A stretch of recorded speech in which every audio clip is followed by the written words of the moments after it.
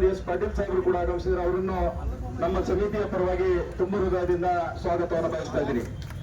ಇವತ್ತಿನ ಈ ಹೋರಾಟ 5ನೇ ದಿನಕ್ಕೆ ಕಾಲು ಆಗಮಿಸಿದ್ದು ಅವರನ್ನು ಕೂಡ ನಮ್ಮ ಹೋರಾಟ ಸಮಿತಿಯ ಪರವಾಗಿ ತುಂಬ ಹೃದಯದಿಂದ ಸ್ವಾಗತವನ್ನು ಬಯಸ್ತಾ ಇದ್ದೀನಿ.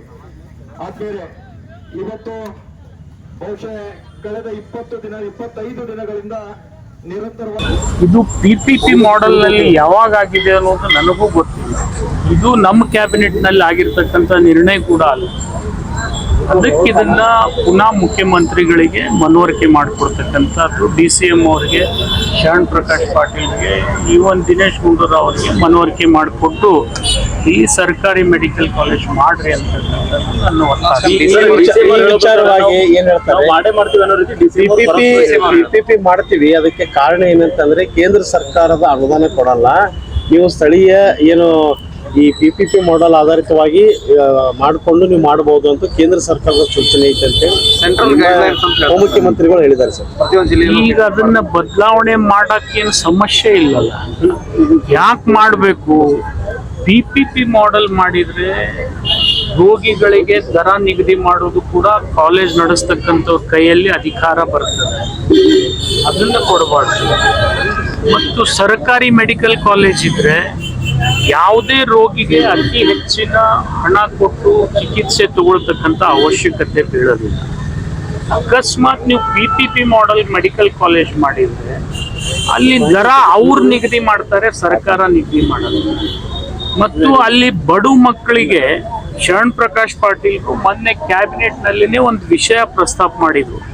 ಇಲ್ಲಿವರೆಗೆ ಸರ್ಕಾರಿ ಮೆಡಿಕಲ್ ಕಾಲೇಜ್ನಲ್ಲಿ ಹೇಗೆ ಈಗ ಪ್ರೈವೇಟ್ ಮೆಡಿಕಲ್ ಕಾಲೇಜ್ನಲ್ಲಿ NRI ಕೋಟಾ ಇದೆ, ಆ ಕೋಟಾ ಸರ್ಕಾರಿ ಮೆಡಿಕಲ್ ಕಾಲೇಜ್ನಲ್ಲಿ ಇಲ್ಲ.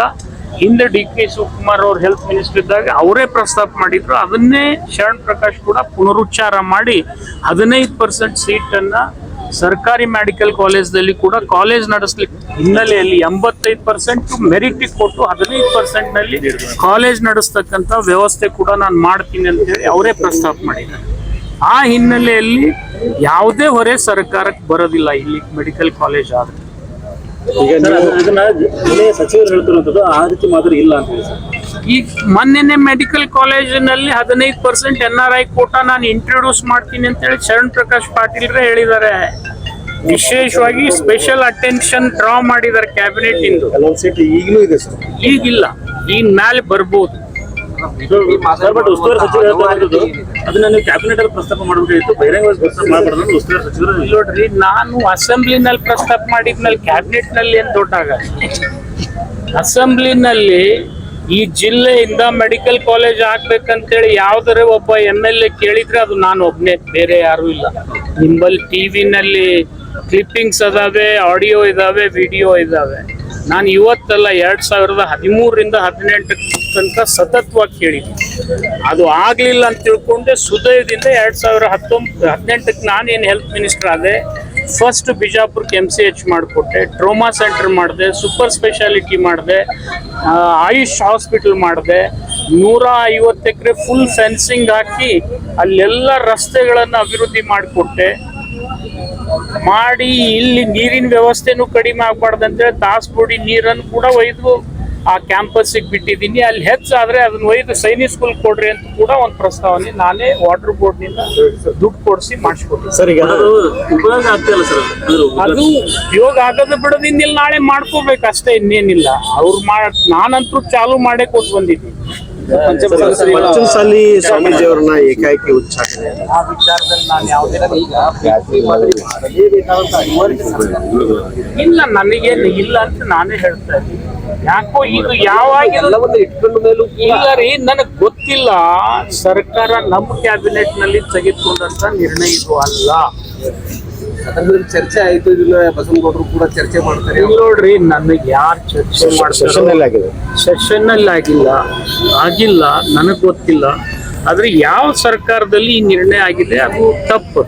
ಯಾಕಂದ್ರೆ ಇಡೀ ರಾಜ್ಯದಲ್ಲಿ ಇಷ್ಟೆಲ್ಲ ಜಿಲ್ಲೆಗಳಲ್ಲಿ ಮೆಡಿಕಲ್ ಕಾಲೇಜ್ ನಾವು ಮಾಡಿದೀವಿ. 31ರಲ್ಲಿ ಆಲ್ಮೋಸ್ಟ್ 20-22 ಜಿಲ್ಲೆಯಲ್ಲಿ ನಾವು ಮಾಡಿದೀವಿ.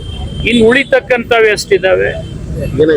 ಸೆಷನ್ ನಲ್ಲಿ ಶರಣ್ ಪ್ರಕಾಶ್ ಪಾಟೀಲ್ ಅವರು ಪ್ರಸ್ತಾವ ಮಾಡ್ತಾರೆ ಬಿಜಾಪುರಕ್ಕೆ ಒಂದು PPP ಅಂತ ಹೇಳಿ, ಅವಾಗ ಸ್ವಾಗತ ಮಾಡ್ತಾರೆ.